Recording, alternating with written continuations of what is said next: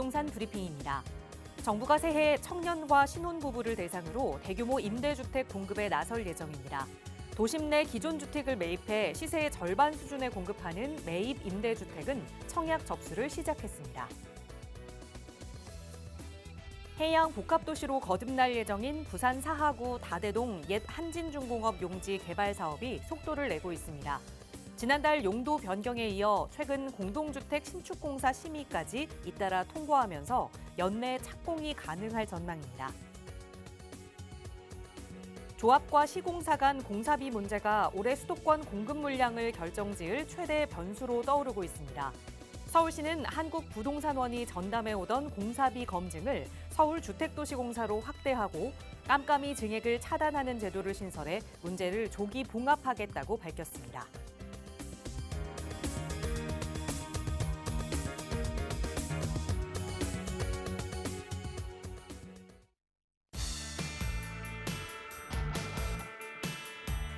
여러분 안녕하십니까? 부동산 고민 무엇이든 물어보세요. 진행의 김진주입니다. 시간이 쏜살같이 흘러간다라는 말이 있습니다. 우리가 참 자주 쓰는 말인데요. 인간이 하는 여러 가지 말들 중에 나이가 한 살 한 살 들면서 더 절실하게 다가오는 말이 바로 이 시간이 쏜살같이 흐른다라는 말이 아닐까 싶습니다. 관역에 박힌 화살은 다시 뽑아서 쓸 수라도 있지만 한번 이렇게 쏜살같이 흐른 시간은 다시 되돌려 쓰기도 어려운데요. 자, 그렇다면 지금 우리에게 주어진 이 시간 또 쏜살같이 사라져버리기 전에 더 효율적으로 알차게 사용해보는 건 어떨까요? 저희 부동산 전문가들과 함께 여러분의 부동산 투자 전략 세워보시면서 시간 효율적으로 활용하실 수 있도록 도움 드리도록 하겠습니다. 오늘도 여러분이 이용하실 수 있는 무료 상담 전화 활짝 열어두고 있거든요. 서울 지역번호 02-2638-3971번 그리고 유료 100원의 상담 문자 샵 3989번으로 함께 할 테니까요. 여러분의 고민 전문가와 함께 이야기 나눠보고 싶으시다면 지금 바로 연락 주세요. 자, 그럼 오늘도 부자 되는 여러분의 부동산 고민 속으로 지금 바로 출발합니다.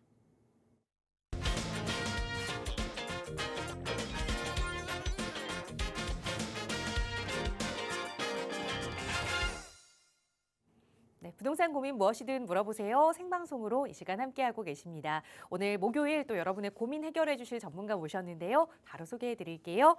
주식회사 차동백 부동산경제연구소의 차동백 대표이사 나오셨어요. 대표님 어서 오세요. 네, 반갑습니다.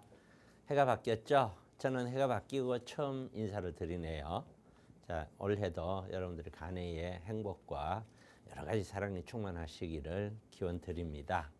자, 부동산 시장 올해 여러 가지 상황이 이제 앞으로 이제 벌어질 텐데 시청자분들도 뭐 궁금하신 사항들 굉장히 많죠. 제 개인적인 생각으로는 작년에 쭉 이어오던 그 생각이 변함이 없습니다. 올 상반기는 제가 분명히 2차 하락이 될 거라고 얘기했고 2차 하락이 시작이 되었다고 보거든요. 저는. 그래서 요 상반기는 가격이 좀 많이 내려갈 거다. 많이 내려가더라도 이것이 계속으로 내려가지는 않아요. 올 상반기 어느 정도 지나면서 하반기쯤 가면은 정확한 시점을 뭐 논하기 전에 아마 뭐 여름 정도 시점 가면은 반등을 다시 시작할 거다. 그거는 이제 2차 반등인데 그러한 2차 반등은 또 역시 무한정으로 올라가질 않아요. 지금의 어떤 수준 이상으로 올라가기는 상당히 어렵다. 그래서 2차 반등이 1차 반등만큼 강할 것이다 이렇게 보여지기는 뭐하지만 경우에 따라서는 경기가 좋고 금리가 많이 내린다면 반등이 강할 수도 있어요. 그러나 그 반등은 오직 반등일 뿐 상승은 아니다. 그래서 다시 꺾일 것이다.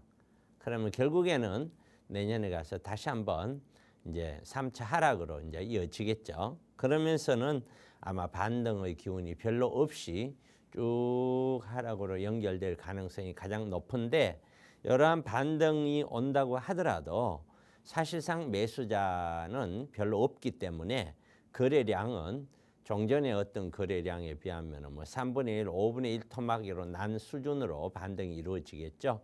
그러니까 물건을 갖고 계신 분들 중에 매도를 해야 되겠다고 생각하시는 분들은 어떻게 하든 원래 어렵지만 좀 마음을 좀 내려놓으시고 정리를 해야만 아마 앞으로도 좀 편안하게 될 것이다. 이렇게 말씀을 드립니다.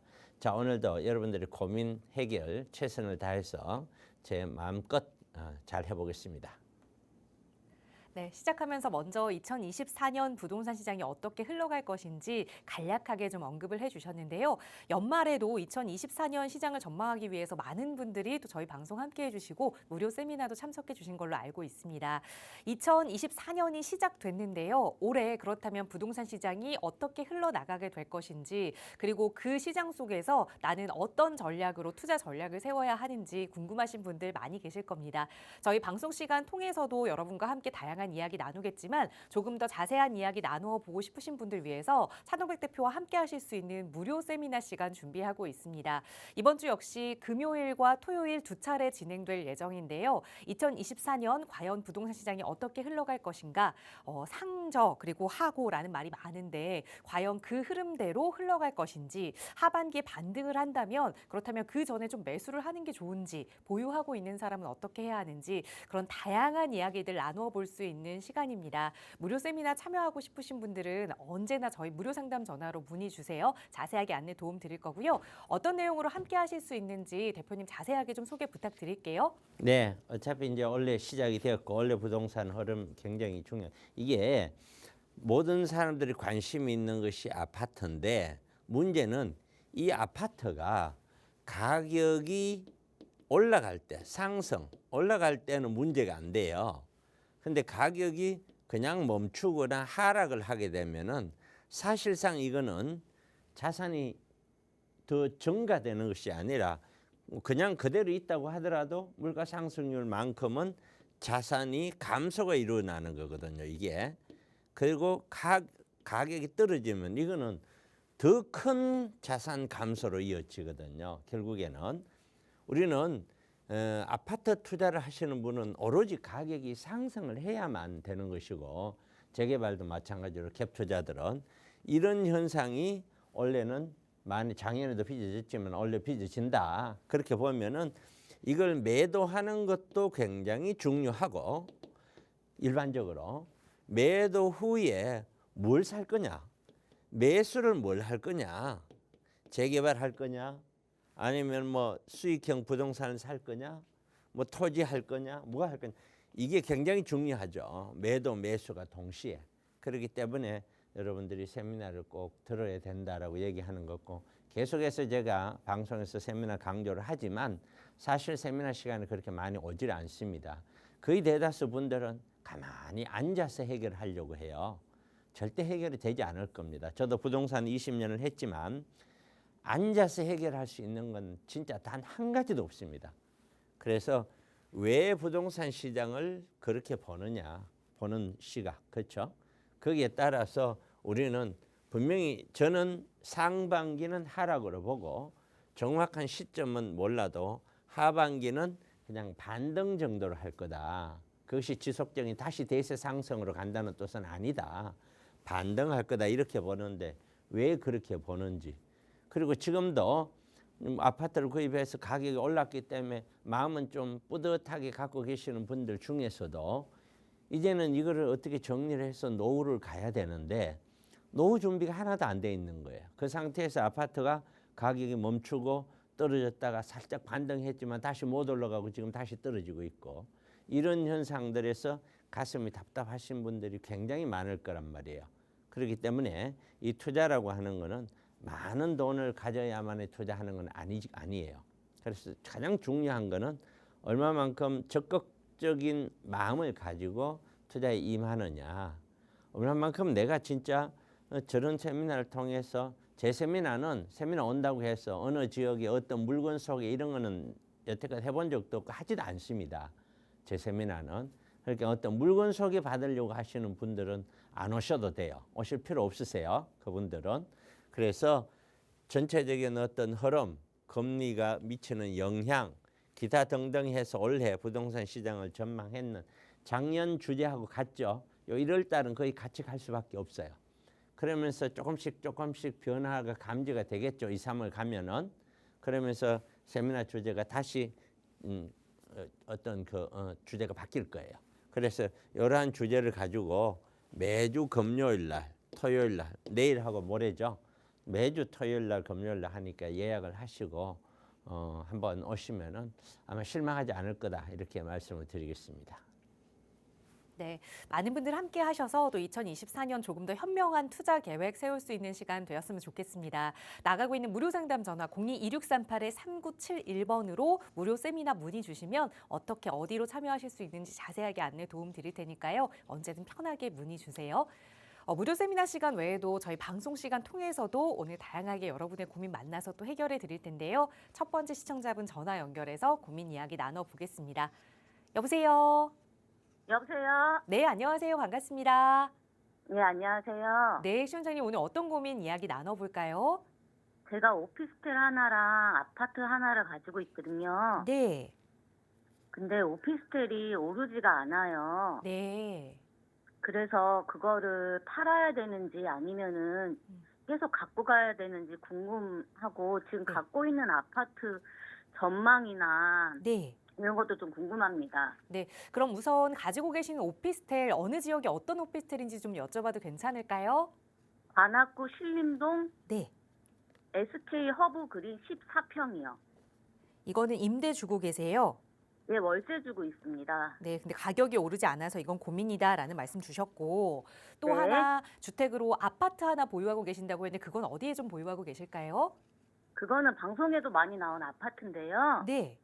네, 노량진동 신동아 리버파크 25평형 가지고 있습니다. 아, 이거는 거주를 하고 계세요? 아니요, 이거도 월세 놓고 있어요. 그럼 이것도 그냥 투자 목적으로 보유하고 계시는 건데 말씀 주신 관악구 신림동에 SK 허브그린 14평형 오피스텔 하나 그리고 노량진에 위치한 신동아 리버파크 25평형 하나 투자 목적으로 이 두 개를 어떻게 운영해야 하는지 지금은 아마 오피스텔에 대한 고민이 조금 더 크신 것 같은데 하나하나 네, 좀 맞습니다. 분석해 보겠습니다. 대표님과 인사 먼저 나눠보세요. 네, 안녕하세요. 안녕하세요, 대표님. 예, 반갑습니다. 예, 오피스텔 가격이 오르지 않는다라고 하는 거는요. 너무 안 올랐어요. 예, 왜 그만한 이유가 있겠죠. 네, 그렇죠. 자, 우리가 이 오피스텔이 지금 조그마한 원룸이잖아요. 네, 맞아요. 원룸인데 언제 구입하셨죠? 아파트랑 해갖고 두 개 다 15년 정도 됐어요. 13, 14년? 13, 14년 전에 구입하신 거예요? 네네. 그러니까 지금으로부터 13, 14년 전이면 2010년, 2000 그전? 네, 맞아요. 예, 2010년에 구입을 했어요. 네, 그런데 제가 이렇게 말씀을 드릴게요. 예, 우리 이 오피스텔에 대해서 조금 이렇게 세미나 오셨으면 잘 알 텐데 첫째는 이 오피스텔은 여기에 대해서 좀 지식을 우리 갖고 갑시다. 예. 얘는 사무실이에요. 네네. 사무실. 자, 오피스텔 생각하시지 말고요. 어떤 네. 사무실이 있어요. 상가에. 네. 이 사무실 가격이 올라가려면은 어떻게 하면 가격이 올라갈까요? 사무실 가격이 올라가는 거는 네. 이 사무실의 월세가 올라가면 가격이 올라가요. 네, 그렇죠. 그렇죠? 그 네. 이후에는 사무실 가격이 올라갈 일이 없어요. 예, 이게요. 그런데 자, 이 오피스텔은 분명히 제가 사무실이라고 말씀을 드렸어요. 네, 그러니까 얘도 마찬가지로 월세가 올라가야만 가격이 올라가는 상품이에요. 예, 그런데 이런 원룸은 사무실 개념이기는 한데도 불구하고 네, 불법으로 네, 주택으로 사용을 해왔단 말이에요. 예, 예, 이게 네, 원래 사무실은 주택 쓰면 불법이에요. 네, 이게 이렇게 사용을 해왔고 그렇기 네. 때문에 옛날에 오피스텔은 탄생을 할 때 요즘 오피스텔처럼 완전히 집 모양으로 집으로 살 수 있게끔 그렇게 탄생된 게 거의 없어요. 예. 거의 대다수는 그냥 보일러 안 들어가는 것도 많아요. 아, 그리고 안에 뭐 옵션도 자기가 해가지고 넣는 거지 처음부터 그렇게 살고 있게 할 수가 없거든요. 네. 원래 이제 이 오피스텔은 생긴 것도 워낙 지금 한 15년, 17년 전에 생겨나서 한 20여 년 됐어요. 네, 맞아. 2004년식이에요. 네. 이렇게 오래됐기 때문에 지금까지 설명한 오피스텔 유형으로 있는 이런 오피스텔이에요. 네. 그런데 우리가 이런 말 많이 들어보셨죠? 1인 가구, 2인 가구가 많이 늘어납니다. 맞죠? 네네. 많이 늘어나는데 우리가 60년대 있잖아요. 네. 60년대는 약 한 14% 정도밖에 안 됐어요. 네. 근데 지금은 1, 2인 가구 다 합치면 63에서 한 67% 정도 돼요. 예, 예. 그리고 얘는 앞으로 75% 정도까지는 될 것이라는 것이 거의 확정적이에요. 예. 자, 그러면은 분명히 작은 집이 필요하죠. 네네. 그래서 서울 시내는 이런 작은 집, 1, 2인 가구가 들어가서 살 수 있는 작은 집이 많이 필요한 거예요. 예. 그래서 이걸 예상하고 정부가 네. 만들어낸 게 뭐냐면은 네. 09년도에 네. 도시형 생활주택이라는 걸 만들어냈어요. 예, 예. 이 도시형 생활이 바로 1, 2인 가구의 그 주거 안정을 위해서 만든 거거든요. 예, 예. 그런데 이걸로 만들다 보니 지금 사시는 동네 어디세요? 지금 노량진동입니다. 자, 노량진이든 어디든 가면 온 동네가 다 빌라 지었죠. 네. 그게 전부 다 도시형 생활주택이죠. 그죠? 네네. 그럼에도 불구하고 너무 많이 모자라는 거예요. 아. 1, 2인 가구가 들어가려고 하면은 네. 너무 많이 모자라니까 전세 금액이 계속 올라가는 거예요. 예. 그러다 보니 예를 들어서 한 10년 이전만 하더라도 예. 강남에도 투룸 같은 거 있잖아요. 예, 예. 전세 가격이 1억 5천, 1억 6천 이랬어요. 아. 10년 좀 넘어가면은. 예. 그랬는데 지금은 그런 게 없잖아요. 3억 5천, 4억이잖아요. 네네.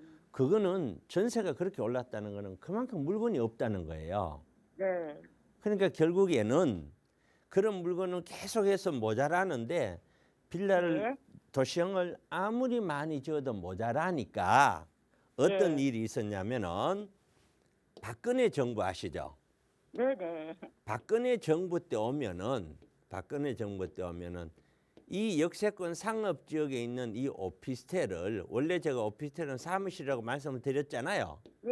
그런데 이 오피스텔을 주택으로 사용해도 좋다고 풀어요. 아. 이게 박근혜 정부 때 풀어요. 아, 박근혜 정부 때요? 네. 예, 예. 그러니까 요 풀기 이전에 탄생된 오피스텔하고 네. 풀고 나서 탄생된 오피스텔은 네. 이름은 똑같은데 성질이 달라요. 예. 그 전에는 어찌됐든 사무실로 사용 목적으로 태어났어요. 예. 그래서 불법으로 주택으로 썼죠. 네. 근데 지금은 아예 주택으로 쓰게끔 탄생이 돼요. 예, 예. 그러니까 안에 들어가면은 집이 작은 집일 따름이지 기가 막히게 해놔요. 네. 그러니까 이게 탄생되는 시점이 이 박근혜 정부 때 오피스텔 풀고 나서 탄생이 되었냐, 오피스텔은 아. 그 전에 탄생됐냐에 따라서 완전히 다른 거예요. 예. 그래서 이때 풀고 나서 탄생되었던 초창기에 있는 오피스텔들은 네. 가격이 오르지 않은 것이 하나도 없어요. 네. 모조리 다 올랐어요. 네네. 이게요. 그런데 그 전에 거는 네. 차별이 되니까 사람들이 그런 거를 선호를 안 해요. 예. 그러니까 가격이 못 올라가는 거예요. 네. 그러나 이 도시형 생활주택하고 박근혜 정부 때 풀었는 이 오피스텔 이거 두 개 다 합쳐도 지금도 모자라요. 아. 모자라는 상태다 보니 네. 문재인 정부 때 네. 21년 2월 4일 날 이사 대책이라는 걸 발표했어요. 예, 예.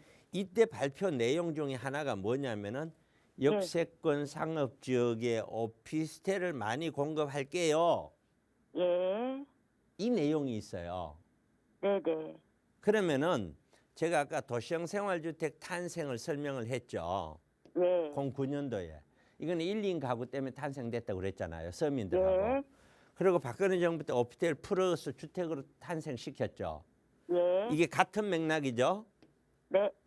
그리고 문재인 정부 때 21년 2월 4일 또 이걸 더 많이 공급하겠다. 모자란다는 거죠. 네. 그러고 나서 땅값이 폭등을 해버렸어요. 네네. 그러니까 오피스텔 분양가도 엄청 올라가 버린 거예요. 네네. 그 상황으로 가다가 전세 사기라는 게 터진 거예요. 네. 그러면서 전체 공급 가격이 높아지고 하면서 분양이 안 되면서 지금은 공급이 거의 정지 상태에 있어요. 예, 예. 그러니까 지금 새로운 우리 박상우 국토부 장관인가요? 오분에 네. 혹시 그 윤석열 대통령이 신년사를 할 때 네. 국민에게 얘기하는 것 중에 이런 그 소형 주택들 네. 이런 것들을 많이 중심으로 많이 공급하겠다는 얘기 들으셨어요? 예, 들었습니다. 네. 박상우 장관도 그런 거 위주로 도심으로 1인 가구 참 소형 주택 위주로 많이 공급하겠다고 얘기했죠. 예, 예. 그리고 그런 쪽으로는 좀 뭔가 풀릴 것 같죠. 그죠? 느낌이. 주택으로 들어간다는 거는 어떻게 된 건가요? 그러니까 느낌이 네. 풀리고 현재까지는 그 주택으로 다 들어가요. 예, 예. 어쨌든 그런 느낌이 제가 지금 설명하는 게 쭉 들어보면 연결이 되죠.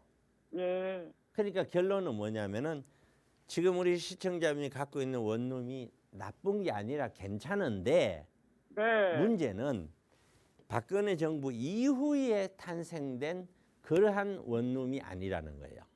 네. 그래서 가격대가 그렇게 잘 안 올라가는 거예요. 예, 예. 그래도 뭐 조금만 더 올랐을지 몰라도 거의 그 수준일 거예요. 1, 2천 차이 맞습니다. 크게 안 나요. 예, 예. 강남역에 가도 똑같아요.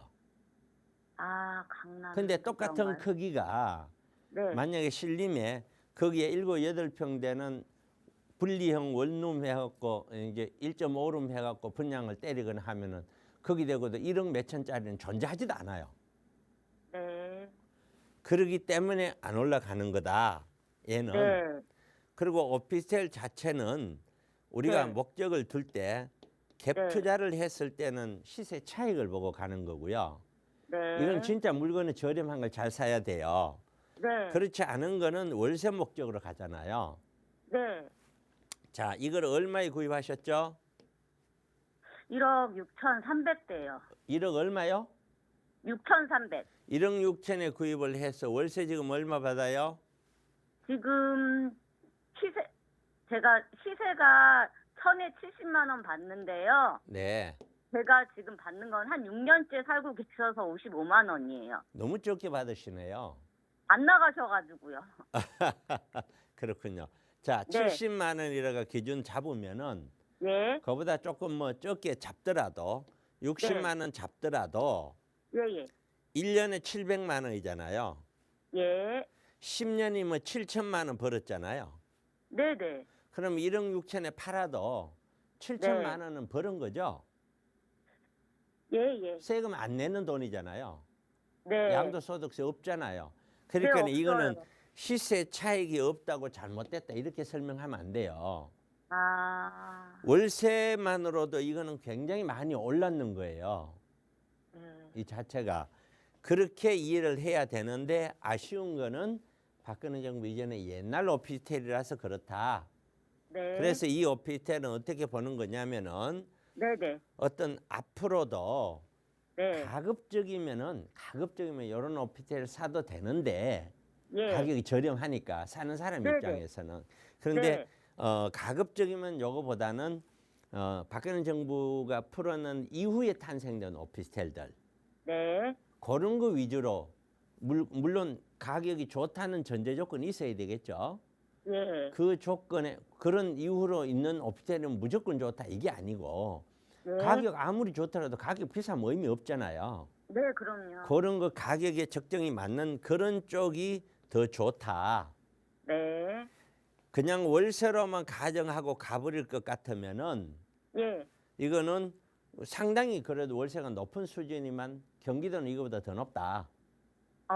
오히려 그런 거다. 그래서 얘는 우선 당장 급한 사항은 아닌 것 같고요. 예, 예. 예, 서서히 상황을 보면서 내가 월세가 필요 없다라고 하시는 분이 아닌 이상에는 네. 이거는 어차피 뭐 월세가 필요하다면은 이거는 계속 갖고 가는 게 괜찮아요. 네. 또 팔더라도 네. 필요하다면 이러한 형태로 바꿔 타는 것도 나쁘지 않고요. 네. 이게 작은 돈 아니에요. 70만 네. 원이면 1년에 840만 원 들어오는 거예요. 네, 네. 작은 돈 아니에요. 그리고 이 돈을 매년 나오잖아요. 네. 그럼 매년 나오는 대로 은행에 넣어놔도 거기에 또 1%, 2% 또 붙잖아요. 예. 그렇게만 따지더라도 절대로 작은 돈 아니에요. 네. 이게 안정적으로 나올 수 있고 그 네. 물건이 SK 허브다, 네. SK 허브 그린이다 이렇게 설명을 할 수 있고요. 네. 그다음에 두 번째는 신동아라고 그러셨잖아요. 네. 이 신동아가 예. 이것도 월세를 준다며요. 네, 제가 이거 5천에 130이요. 그러니까 이게 아파트를 구입을 해서 월세 네. 받을 수는 있는데 예. 이거는 월세 수익률 자체가 안 나오잖아요. 예. 아니 매매가 거의 10억대 가는 게 130만 받아서 뭐해요? 그러니까 이거는 운용을 잘못하는 거예요. 이런 거는 네. 전세를 운용을 해야지 월세를 운용하는 게 아니에요. 아. 전세를 하고 그 전세금으로 다른 거 월세 샀으면 월등히 더 많이 받아요. 몇백만 원 번단 말이에요. 네, 네. 그러니까 잘못 운영하고 있는 거예요. 예. 그다음 두 번째는 신동아 아파트는 이 아파트라는 거는 예. 세 가지 부류를 나눌 수가 있어요. 처음에는 신축이에요. 네. 그다음에 중간이 있고 그다음에 이제 노후 아파트가 있거든요. 네. 신축은 누구나 다 새 집에 살고 싶잖아요. 그럼요. 그렇기 때문에 이러한 신축 아파트는 가격이 떨어질 때도 좀 버티는 힘은 있어요. 다른 예. 사람보다 좀 적게 떨어지는 그런 상황이에요. 예. 신축들은. 그렇지만 안 떨어지는 건 아니에요. 네. 그러면 중간쯤 되면 이거는 이것도 저것도 아니니까 흐름 따라 왔다 갔다 해요. 네. 그런데 이제 노후가 가면은 얘가 새롭게 재건축이 해서 잘 탄생될 만큼의 사업성이 좋은 아파트냐, 네. 전혀 이거는 재건축이 하기가 어려운 아파트냐, 네. 여기에 따라서 가격이 희비가 바뀌어요. 예, 예. 그러면 이 아파트는 이게 용적률이 워낙 높아서 네. 이 재건축을 해가 가격을 기대한다는 거는 어려워요. 네, 네. 내 돈 다 내고 가야 된다는 거예요. 네. 그러면은 뭐 나는 이 동네가 좋으니까 내 돈 다 내고 갈래 하더라도 다른 예. 사람들은 다 그런 건 아니잖아요. 그렇죠. 그렇기 때문에 이런 아파트들은 더군다나 오래 가면 갈수록 보유하면 안 돼요. 예. 그래서 정리를 해야 되는 거예요. 이거는. 그다음에 뭐 두 번째. 뉴타운 후광 같은 건 없을까요? 네? 노량진 뉴타운 후광은 없을까요? 없어요. 전혀 착각하시면 안 돼요. 예. 예를 들어서 예. 거기에 뉴타운이라는 거는 네. 내 이웃이 새 집이 들어오는 거잖아요. 네. 그렇죠? 자, 어느 마을에 내가 살고 네. 있는 집 옆에 집이 대골 같은 집이 들어왔다고 내 집이 땅값이 비싸지는 게 아니에요. 예. 집이 좋아진다고 되는 게 아니고 네. 그 동네에 상권이 발달된다든가 네. 또는 학군이 발달된다든가 예. 이렇게 여러 사람들이 살기에 훨씬 더 좋아되는 어떤 형태. 그렇게 아. 되면은 좋아지지만 뉴타운이 됐다고 뉴타운 안에 있는 사람들이 좋지 밖에 있는 사람들은 좋을 거 하나도 없어요. 아, 제가 잘못 생각했네요. 그러니까요. 그렇게 생각하시면 안 돼요. 이게. 그래서 그걸 기대하고 가는 건 아니다. 네. 그러면 다 설명드렸죠? 예, 예. 네, 다시 정리하면은 오피스텔은 네. 나쁜 건 아니지만 오피스텔에 대해서 개념을 오늘 제가 다시 설명을 해드렸어요. 예, 예. 박근혜 정부 이전과 이후. 그래서 네. 제가 방송에 대고 오피스텔 같은 거 갭 투자나 이런 거 작은 거는 하시라라고 얘기하는 거는 네. 물건이 좋다는 전제 조건이지 흐름은 분명히 좋으니까요. 네. 물건이 나쁜 걸 아무 데나 가서 저 경기도 어디 가서 업대해라 그 뜻이 아니에요. 네. 이게 갭 투자를 하는 거는요. 그냥 월세 나오는 거는 경기도면 어떻고 어디 가면 어때요. 월세가 잘 나오고 공실 없으면 되죠. 네. 예, 그런 의미로서 제가 원룸에 대해서 그 전과 박근혜 정부 이후에 대해서 설명을 드렸고요. 네. 신동 아파트는 신축이냐 중간이냐 노후에 따라서 이것처럼 노후돼 가는 아파트에 대한 그래서 가격대가 다른 아파트보다 저렴하게 갈 수밖에 없다. 예, 그래서 얘도 가격이 꺾이는 거고 앞으로도 더 꺾여 내려갈 거다. 네. 그렇게 설명을 드리면 돼요. 예, 감사합니다. 네, 선생님. 추가적인 거는 제가 누누이 말씀드렸듯이 꼭 세미나에 오셔서 예, 예. 그렇게 꼭 듣고 자산 운용 잘 하세요. 예, 꼭 세미나 들어보러 가겠습니다. 예, 그러세요. 고맙습니다. 네. 네. 네, 오피스텔과 아파트에 대해서 긴 시간 동안 차근차근 설명을 해드렸으니까 잘 참고하셔서 또 미래 계획에 반영해 보시기 바랍니다. 저희 다음 전화 바로 연결해서 또 고민 이야기 나눠볼게요. 여보세요. 네, 여보세요? 네, 안녕하세요. 반갑습니다. 네, 반갑습니다. 네, 시청자님 오늘 어떤 이야기 좀 나눠볼까요? 네, 저는 지금 현재 무주택자인데요. 네, 그러니까 실거주 목적으로 판교 대장지구 네, SK 테라스뷰 매수를 좀 검토를 하고 있습니다. 네, 네, 이 물건이 지금 84제곱미터 기준으로 한 12억 가량, 12억대 정도 되는데 네, 이제 궁금한 거는 이제 두 개가 있는데 첫 번째는 제가 그 대장지구를 한번 가봤는데 네, 아직 상가 공실이 많더라고요. 네, 그래서 전문가 시각에서 이 대장지구에 대해서 어떻게 보시는지, 네. 그러니까 뭐 전망이나 어떤 잠재적 가치에 대해서 좀 궁금하고요. 네, 두 번째는 그 SK 테라스뷰가 지금 현재 입주 기간이라서 지금 매수를 하게 되면은 네, 분양가 수준으로 매수를 할 수 있거든요. 네, 근데 그냥 그 분양가가 이제 그나마 저렴한 가격으로 구매할 수 있다고 이렇게 네. 주변에서 말을 하는데 음, 여러 정황을 봤을 때 이게 좀 합리적인 가격인지 네. 가격 메리트가 있는지 어떻게 생각하는지 좀 궁금합니다. 알겠습니다. 연락 잘 주셨습니다.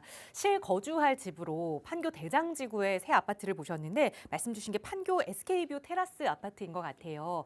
우선 첫 번째로 궁금하신 게 새롭게 좀 형성이 된 주거단지이기 때문에 이 대장지구를 계속해서 좀 전망 좋은 곳으로 볼 수 있느냐. 그리고 두 번째가 그 대장지구 안에서 말씀하신 아파트 SK뷰 테라스 아파트를 이 가격에 매수하는 게 합리적이냐. 이 두 가지 문제를 한번 대표님의 시각으로 풀어보겠습니다. 인사 먼저 나눠보세요. 네, 안녕하세요. 여보세요? 네, 여보세요? 들리세요? 네, 들립니다. 네네. 이런 말이 있어요. 이 아파트, 부동산 아파트는요, 네. 첫 번째도 입지고, 혹시 텔레비전 켜두셨으면 텔레비전 소리는 끄세요. 네. 네. 첫 번째 입지고, 두 번째는 입지고, 세 번째도 입지다. 이런 네. 말 혹시 들어보셨어요? 네네. 잘 안 들리나 봐요. 박자가 늦네요. 입지가 중요하다고는 알고 있습니다. 자, 제가 쭉 연결해 갈게요. 네. 자, 그러면은 우리가 크게 봅시다. 서울 있잖아요. 서울. 네. 서울하고 대장동하고 어느 쪽으로 사람들이 선호를 해요? 서울이요. 예. 자, 그럼 대장동하고 판교하고 어느 쪽으로 선호를 해요? 판교요. 네. 그 이유는요. 어떤 아파트라서 그렇게 가는 게 아니고 그 지역을 사람들이 더 선호한다는 거잖아요. 네. 그러면 대장동 같은 경우는 택지 개발을 했는 조그만한 한 지역이에요. 산속에 있는. 네. 그러면 요 지역 요것만 가지고 어떤 상권의 활성화라든가 기반 시설이 폭넓게 들어온다든가 뭐 학군이 아주 폭넓게 잘 된다는 그렇지 않겠죠? 네. 거기다 더군다나 우리가 대중교통인 지하철, 지상철도 마찬가지지만 이런 도시철도든 지하철이든 지하철하고는 관계가 없죠. 네. 그렇게 보면은 얘는 무조건 신축이라고 하더라도 판교보다는 그 밑에 가격이 형성될 수밖에 없죠. 네. 그래서 지금 대장동에는 거의 다 신축이잖아요. 네네. 다 신축이기 때문에 가격이 들쑥날쑥 이렇게 하지는 않아요. 아직도. 엄청나게 많은 사람들이 전부 다 팔자 그러고 막 이게 아니단 말이에요. 아직은 신축이라.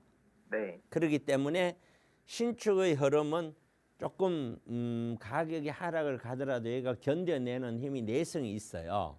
그러나 얘도 몇 년 동안 지나면은 적어도 뭐 이렇게 하향 아파트가 꺾여서 하향 흐름으로 우리가 갔다라고 보면은 예를 들어서 21년도 고점이다. 22년부터 그런 현상이 있다 보면은 이제 2년이 됐는데 앞으로 1, 2년 더 지나면은 그러면은 네.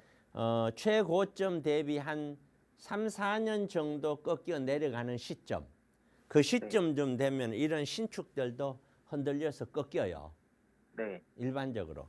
그러면은 이러한 신축들은 지역적인 그런 측면과 기반 시설, 뭐 교통, 기타 등등을 보더라도 예를 들어서 판교 가격 비교해 보더라도 얘 가격은요. 10억, 11억, 9억, 8억 이 수준을 벗어나기가 어려운 거예요. 네. 지역적인 힘이 그래요. 그렇기 때문에 이 동네에 지금 대다수의 아파트들은 거의 한 11억대에서 왔다 갔다 해요. 네. 이게. 그러면 그것이 시세냐? 현재 시세인지를 몰라도 그걸 구입하려는 사람, 11억에 살려는 사람은 없어요. 그러니까 팔리지도 사지도 않으니까 그냥 11억이 있는 거예요. 네. 그럼 제가 보는 눈에는 궁극적으로는 얘는 일단 10억 밑으로까지 가격을 열어놓고 봐야 된다. 네. 우리가 아파트 가격의 바닥을 찍은 게 아니기 때문에 네. 그러면은 10억 밑으로까지도 갈 수도 있다는 가정 하에 지금 우리 네. 시청자분님은 보신 이 테라스 네. 아파트를 구입할 거냐라는 거예요. 네. 이게 그렇게 판단하면 돼요. 어려울 거 없어요. 네. 이게. 이해됐습니다. 여기에 예를 들어서 갑자기 지하철이 들어와 버린다. 이건 정말 큰 호재가 돼요. 네. 정말로. 그런데 이렇게 어렵게 말도 많고 탈도 많은 이 대장지구가 더 확장을 해서 이렇게 지역이 더 커질 거라고 보지는 않아요. 왜냐하면은 인구가 감소되고 경기도권 내에서도 들어가야 될 땅이 얼마나 많은데 그게 다 지금 못 들어가고 있거든요. 네. 그런 상황인데 이 대장지구가 뭐 엄청나게 판교처럼 커지고 그럴 거라고는 보지 않는다. 그래서 가급적이면은 무주택이시라면은 네. 어차피 무주택이고 눈 딱 감고 몇 년 동안 그냥 푹 좀 최소 1, 2년 많게는 3, 4년 동안 느긋하게 하면서 시장 전체를 보고서 그 다음에 선택해도 된다. 네. 서울 안에 선택해도 될 것이다. 그렇게 네. 좀 말씀드리고 싶어요. 아, 네. 감사합니다. 네. 이해됐습니다. 다른 거 뭐 특별한 게 뭐 있을까요? 그 정도 설명드릴까요? 그 하나만 더 물어봐도 될까요? 네네.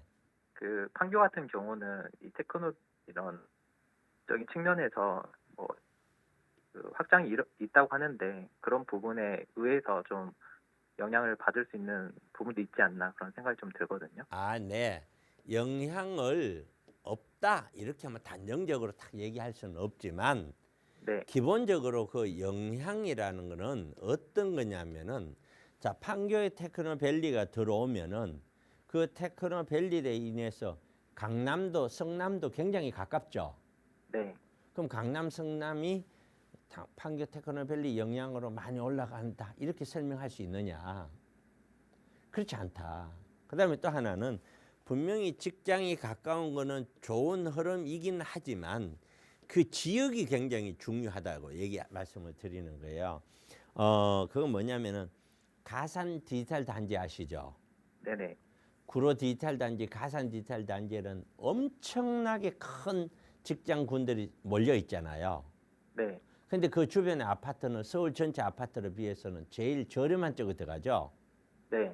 그럼 그렇게 일자리가 많은데 왜 가격대가 막 치고 올라가서 제일 비싸지 않냐라는 거거든요.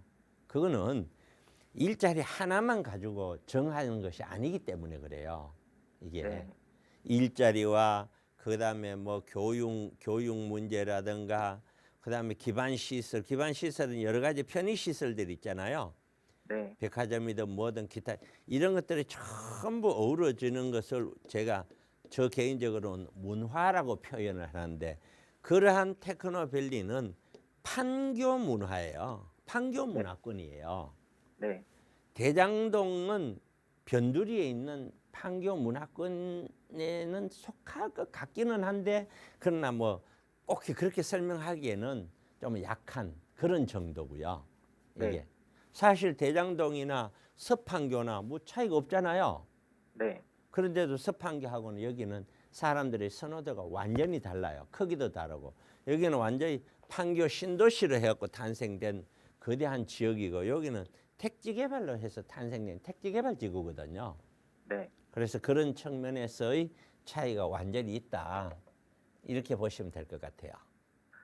네. 알겠습니다. 이해 예. 잘 됐습니다. 예, 고맙습니다. 네, 네, 들어가세요. 감사합니다. 네. 네, 대장지구 전반에 대한 이야기를 좀 들려드렸으니까 잘 참고하셔서 현명한 판단하시기 바라겠습니다. 저희 나가고 있는 무료 상담 전화 02-2638-3971번 그리고 유료 100원의 상담 문자 샵 3989번 열어두고 여러분의 고민 함께 나누고 있는데요. 이번에는 문자 주신 사연 간략하게 하나 살펴보겠습니다. 뒷번호 2246번 쓰시는 시청자분 사연인데요. 저는 부가현 3구역을 관심 있게 보고 있습니다. 지금 투자 목적으로 이 지역을 매수해봐도 괜찮을까요? 라는 질문 주셨어요. 구역을 좀 널찍하게 말씀 주셨는데 투자해봐도 괜찮을까요, 대표님? 네, 이게 재개발 같은 정비 사업은요. 정비 사업은 들어가는 비용이 있고 나오는 수입이 있는데 이 수입이 뭐냐면은 조합원 분양가와 일반 분양가를 합친 거를 우리가 수입이라고 해요. 근데 아파트가 올라갈 때는 일반 분양 가격이 올라가서 조합원 부담금이 내려가요. 그러니까 조합원들은 유리해지죠. 그러니까 프리미엄 더 많이 붙게 돼요. 그러나 아파트가 내려올 때는 그 반대 현상이 돼요. 조합원의 부담금이 늘어나고 그리고 프리미엄은 줄어들게 돼서 아파트의 조합원 지분 가격은 내려오게 돼요. 그래서 지금 주춤하고 있는 거죠. 지역마다. 이러니까 이제 조금 내려왔으니까 들어가도 되지 않겠냐 하지만 제가 보는 눈에는 전체적인 흐름에서는 지금 가격에 구입해서는 절대 돈 남는 게 없다. 그러니까 아직은 때가 아니다. 이렇게 말씀을 드리겠습니다. 네, 시기적으로 매수 반대 의견 드리면서 정리하도록 하겠습니다. 자, 오늘 방송 시간 통해서도 여러분의 고민 해결해 드렸는데요. 이런 고민 이야기도 나누고 또 2024년 부동산 시장에 대한 전망도 함께 나눠볼 수 있는 무료 세미나 시간 이번 주에도 준비되어 있습니다. 대표님 간략하게 소개 부탁드려요. 네, 세미나는 아까 말씀드린 대로 전체 올해 부동산 시장의 전망 이런 거 하고 그리고 여러분들의 자산 운용과 관련해서 알아야 될 사항들 그런 걸 중심으로 봅니다. 이 우리 생활에 있어서 부동산이라는 것이 워낙 크게 우리 그 인생에서 차지하는 비중이 크기 때문에 그렇게 큰데도 불구하고 너무나 많은 분들이 지금까지 진짜 보면은 전부 다 집에 그냥 앉아 있어서 혼자만의 생각으로 모든 게 움직이더라고요. 좀 깊이 있게 한번 생각해 보시기 바랍니다. 우리 시청자분들도 과연 내가 이렇게 지금까지 살아오면서처럼 이렇게 부동산을 운영하더라도 죽을 때 괜찮을 것인지 후회 없는지 그런 걸 좀 생각해 보시고 조금이라도 좀 발전된 더 나아지는 그런 미래를 꿈꾸신다면은 세미나에 한번 오셔서 꼭 한번 들어보셔라. 금요일날 토요일날 1시에 하니까요. 꼭 한번 오셔라 이렇게 말씀을 드리겠습니다. 자, 한 주간에 있었던 어떤 흐름을 보면은 올 한 해는 누가 뭐래도 딱 이겁니다. 금리 인하. 이게 단어예요. 그런데 우리 시청자만 아셔야 될 게 있어요. 금리는요. 분명히 금리가 내려가면은 부동산에 좀 더 좋은 영향이 주고 올라가면은 좀 나쁜 영향을 준다는 거는 맞아요. 그런데 부동산이 금리가 내려오면 부동산은 올라가고 돈이 풀리니까 올라가고 금리가 올라가면 돈이 그만큼 덜 풀리니까 내려가고 이런 식으로 단적으로 생각하시면 절대 안 됩니다. 그렇게 되는 게 아니에요. 금리가 내려가도요. 부동산 가격도 내려가는 경우도 굉장히 많습니다. 그렇기 때문에 금리하고 부동산을 단적으로 비교를 해서 올라가면 내려가고 내려가면 이렇게 설명하는 거는 절대로 귀담아 들으시면 안 됩니다. 그거는 전부 잘못된 생각이에요. 이게. 그러나 지금처럼 부동산 가격이 꺾이는 시점에 그런 상태에서 금리까지 내려준다면 금리가 얼마까지 내려오느냐의 문제지만 분명히 꺾이는 정도를 줄여갈 수 있는 그런 요소는 돼요. 그러나 이미 꺾여 있는 거는 금리가 더 내려가더라도 또 꺾여요. 또 내려가요. 그거는. 그러니까 금리가 내려가는 도중에는 부동산이 내려갔다 반등을 한다고 하더라도 다시 내려간다. 이게 이런 경우가 굉장히 많다. 그러니까 금리 내려가면 무조건 올라간다. 이렇게 생각합니다. 약간의 반등은 있을 수 있다. 이렇게 이해를 했으면 좋겠고요. 그래서 여기 제가 적어놨죠. 꼭 이게 명심을 하시라고. 금리는 부동산 가격에 영향을 주는 요소이긴 하지만 늘 영향을 주는 것은 아니다. 꼭 명심하셔야 돼요. 이 세계에 있는 어떤 경제학자도 저처럼 이야기하지 않는 경제학자는 아마 한 명도 없을 겁니다. 자, 한국에는요, 부동산 시장 봤더니 윤 대통령 신년사가 제가 있어요. 윤 대통령 신년사가 또 신임 박상우 국토부 장관이 똑같은 말을 했어요. 도심의 1, 2인 가구 주택 공급 확대에 주력을 하겠다. 제가 왜 오피스텔 사라, 도시형 사라, 뭘 사라라고 제가 얘기를 하는 게 아니에요. 그런데 오피스텔도 분명한 거는 원룸, 투룸 오피스텔이나 도시형은 도심에 1, 2인 가구가 들어가는 주택이잖아요. 모자란다는 거예요. 그러니까 그쪽으로 관심을 갖고 봐야 되는데 급매물로 나거나 물건 가격이 워낙 좋은 게 나오면 그거는 사라는 거예요. 제 얘기는. 가격 비싼 것까지 사라는 뜻이 아니에요. 집값이 계속 떨어지나 서울 경기 아파트 거래량이 거의 반토막 떨어질 거예요. 제가 말씀드렸죠. 떨어졌다가 반등을 다시 올 하반기는 할 거라고. 그러나 또다시 떨어질 거라고요. 그래서 향후 부동산 시장은 전망, 제가 쭉 이어오던 전망 그대로입니다. 어떻게 해요? 부동산 투자 개념을 바뀌. 아파트 여러분 아파트만 목숨 거는 시대 아니에요. 지금은 빨리 갈아탔었어야 되고 이미 많이 늦었어요. 쉽지 않을 거예요. 그렇지만 빨리 타야 되고 그리고 시대 흐름에 따라 우리는 남들이 피하는 저평가 상품을 중심으로 보되 노후 준비 빨리 하셔야 돼요. 노후 이거요. 잘못하면은 노후 준비 50대도 마찬가지예요. 노후 할 수도 없이 그냥 끝나버릴 수 있어요. 그래서 굉장히 중요합니다. 원래는. 그래서 많은 분들이 세미나에 꼭 오셔서 저하고 같이 좋은 시간들 되었으면 좋겠습니다. 네, 새해에도 변함없이 많은 분들 또 신중하게 안정적인 투자 전략 세워보실 수 있도록 차동백 대표와 함께 하실 수 있는 무료 세미나 운영하고 있습니다. 이번 세미나 바로 내일과 모레 준비되어 있는데요. 함께 하시고 싶으신 분들은 저희 언제나 무료 상담 전화 열어두고 있습니다. 서울 지역번호 02-2638-3971번 그리고 유료 100원의 상담 문자 샵 3989번으로 문의 주시면 자세하게 참여 방법 안내 도움 드릴 거고요.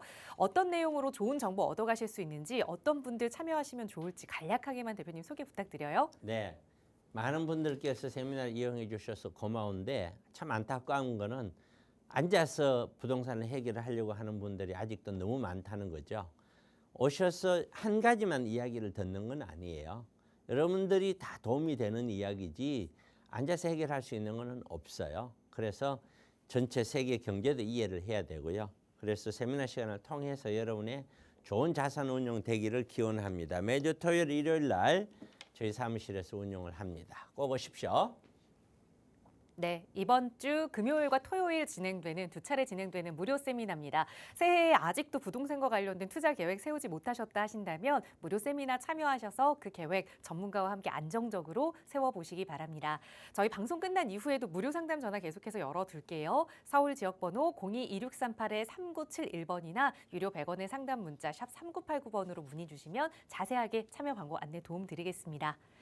네, 오늘 저희가 준비한 시간은 여기까지입니다. 아울러 저희 프로그램은 여러분께 보다 다양한 정보 제공하기 위해 마련되고 있습니다. 해당 부동산의 가치나 매물 가격의 상승 하락은 보장하지 않는다는 점 유의해 주시기 바랍니다. 오늘 오후도 건강하게 보내시고요. 저희는 내일 이 시간에 또 알찬 부동산 정보로 여러분과 함께하겠습니다. 시청해 주신 여러분 고맙습니다.